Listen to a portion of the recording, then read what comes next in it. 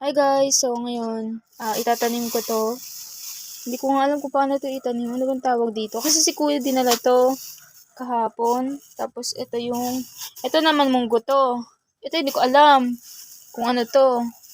Ito black beans daw to. Ito kamatis guys. Hindi na yan pwede. So yung buto niyan itatanim ko para tumubo. Tingnan natin to. Ano ba to?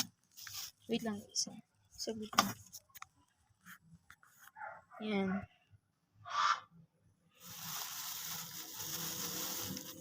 Check natin to guys. Sabi kasi ni Kuya black beans.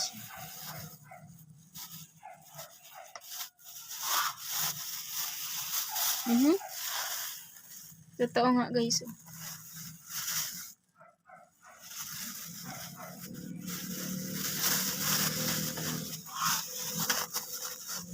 Ang itatanim natin ngayon is baka may alam sa inyo kung paano ito itanim. Hindi ko kasi ito alam eh.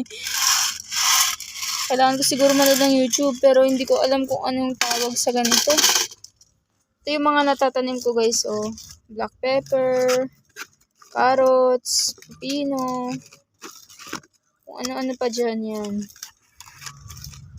Hey guys, so ngayon magtatanim tayo ng buto ng ano. Hindi ko alam kung anong tawag dito guys. Pinatanim lang kasi sa akin ng kuya ko, kapatid ko. Ang tabi lang to guys. Bulabog. Sabi niya, sa ibabaw lang daw dapat yung buto. Tapos lagyan ng konting, syempre tatakpan. Pero ibabaw lang. Hindi siya baon na baon.